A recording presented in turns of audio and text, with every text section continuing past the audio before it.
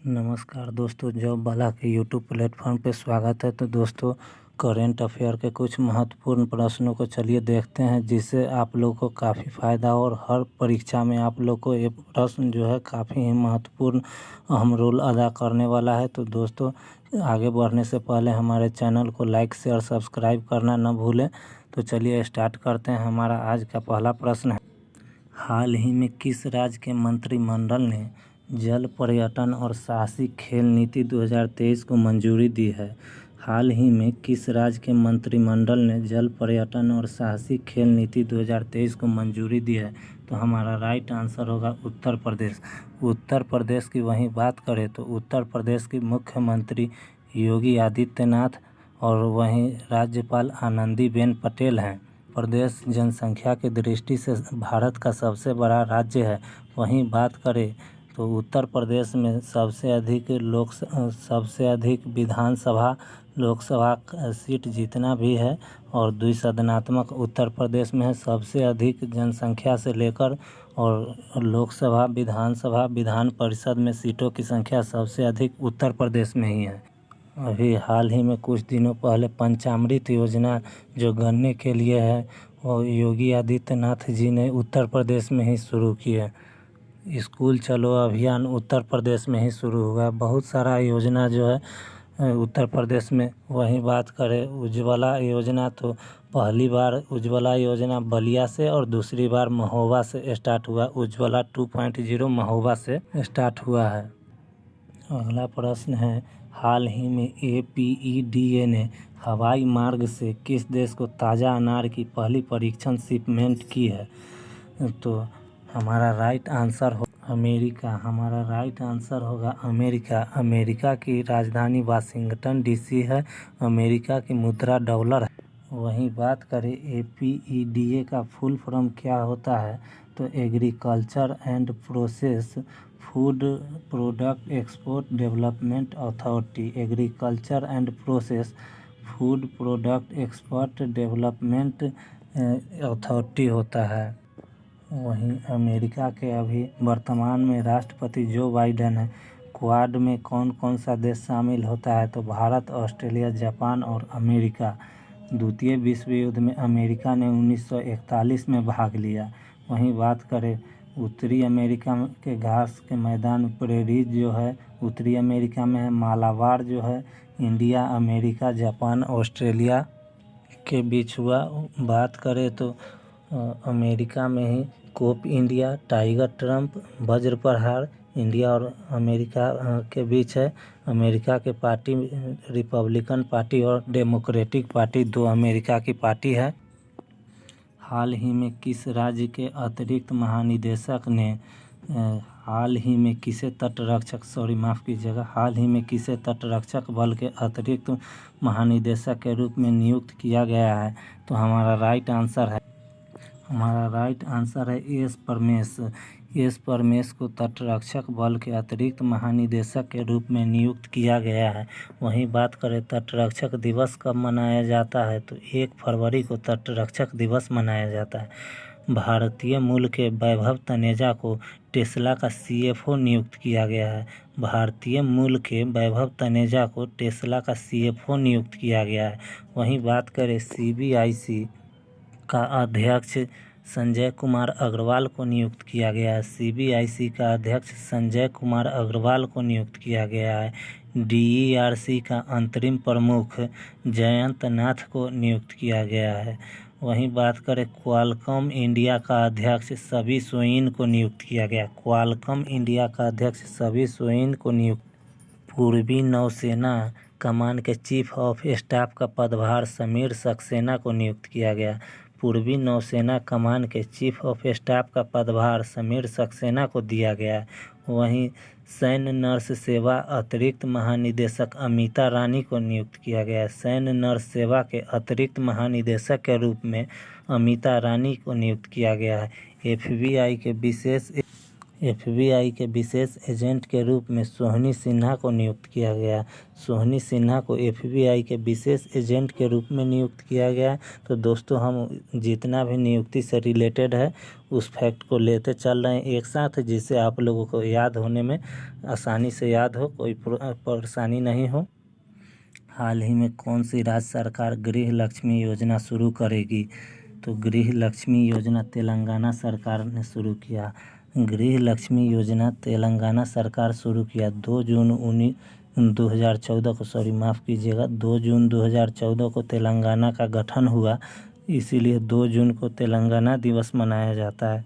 जो हम हैदराबाद इसकी राजधानी हो गई। इस योजना के तहत गृह लक्ष्मी योजना कई इस तरह की योजना है। तो इस योजना के तहत SC ST और OBC महिला को वित्तीय सहायता दिया जाएगा। SC ST और OBC के महिला को वित्तीय फाइनेंशियल हेल्प किया जाएगा। अब बात करें तेलंगाना की, तो तेलंगाना की राजधानी हैदराबाद है। तेलंगाना के मुख्यमंत्री के चंद्रशेखर राव है। तेलंगाना के राज्यपाल तमिलसाई सौंदरराजन हैं। तेलंगाना के राज्यपाल तमिलसाई सौंदरराजन है। वहीं बात करें बोनालू त्यौहार तेलंगाना के हैं। ग्रीन ATM हैदराबाद में है।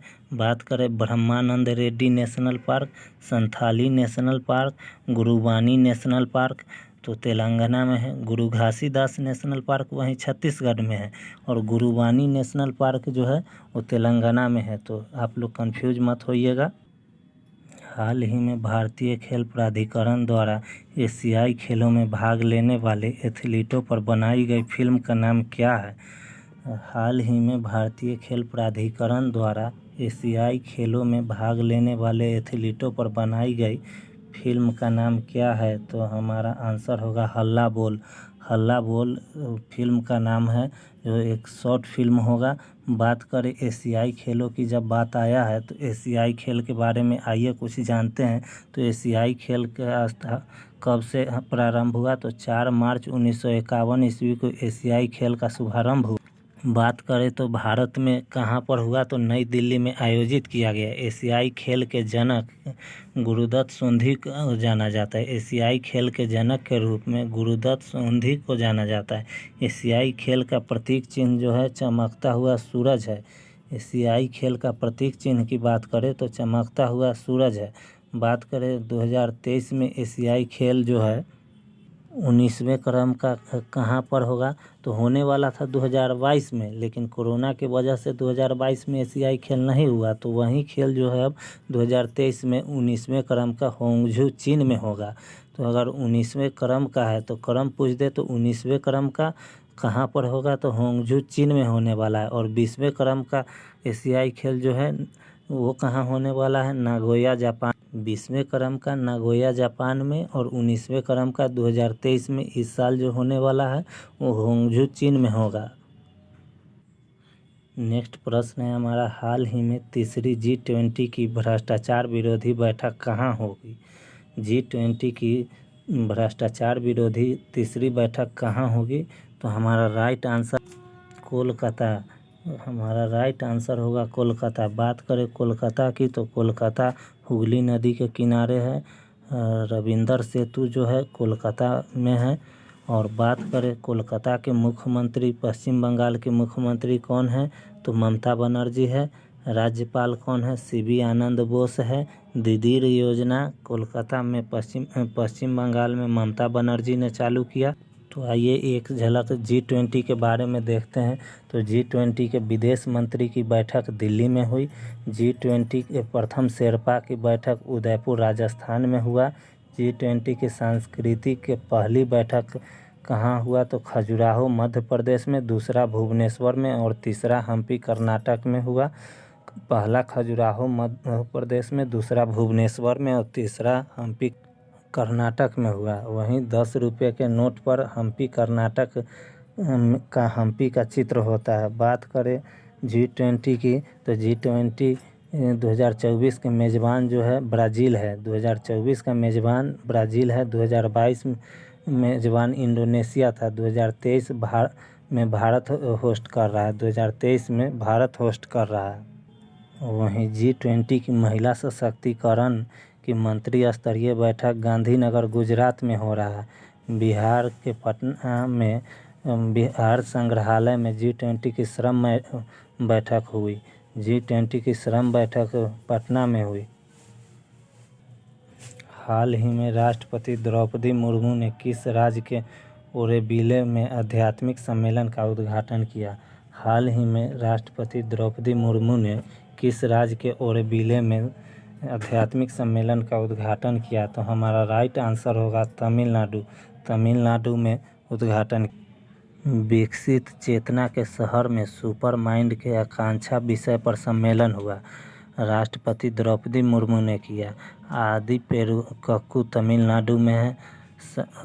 तमिलनाडु में है। 7वां हॉकी पुरुष एशियाई चैंपियंस ट्रॉफी का आयोजन चेन्नई में हुआ। 7वां हॉकी पुरुष एशियाई चैंपियन ट्रॉफी का आयोजन चेन्नई में हुआ। नीति आयोग के निर्यात तैयारी सूचकांक में तमिलनाडु शीर्ष पर है। वहीं बात करें तमिलनाडु के मुख्यमंत्री तो स्टालिन हैं। तमिलनाडु के राज्यपाल RN रवि है। ऑर्थर पान को GI टैग मिला। ऑर्थर पान तमिलनाडु को GI टैग मिला। बात करें जल्लीकट्टू तमिलनाडु के सतमंगलम टाइगर रिजर्व, जिसे T+2 टाइगर रिजर्व घोषित किया गया, तमिलनाडु का ही है। हाल ही में भारत और सऊदी अरब की नौसेना के बीच हुए पासेक्स युद्ध अभ्यास में किस भारतीय जहाज की भागीदारी है? किस भारतीय जहाज ने की भागीदारी है? तो हमारा राइट आंसर होगा INS चेन्नई। चेन्नई ने भाग लिया। वहीं बात यह अभ्यास भारत और सऊदी अरब के बीच हुआ। नेवी की तरफ से INS चेन्नई ने भाग लिया। कहाँ पर हुआ? तो जेद्दा सऊदी अरब में हुआ। सऊदी अरब के जेद्दा में हुआ। बात करें अल हिंदी अभ्यास जो है सऊदी अरब और भारत के बीच का है। अल हिंदी अभ्यास भारत और सऊदी अरब के बीच है।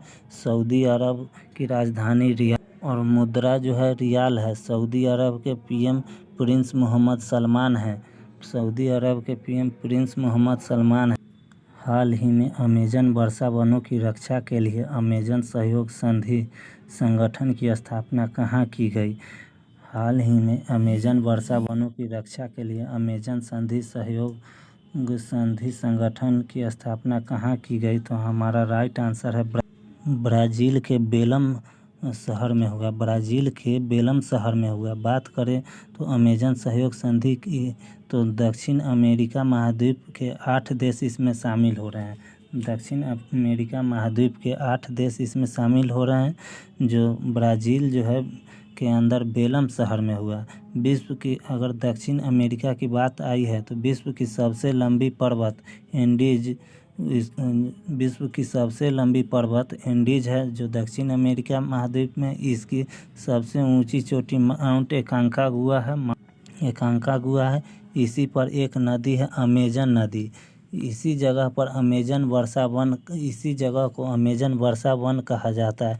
पृथ्वी का फेफड़ा भी इसे कहा जाता है। Lungs of earth Amazon Varsha one को कहा जाता है। यहाँ पर ऑक्सीजन अधिक मात्रा में पाया जाता है। बहुत सारे पेड़ पौधे हैं जिसके लिए यहाँ ऑक्सीजन की मात्रा रहता है अधिक, इसीलिए पृथ्वी का फेफड़ा कहा जाता है। बात करें वेनेजुएला के घास के मैदान को लानोस कहते हैं।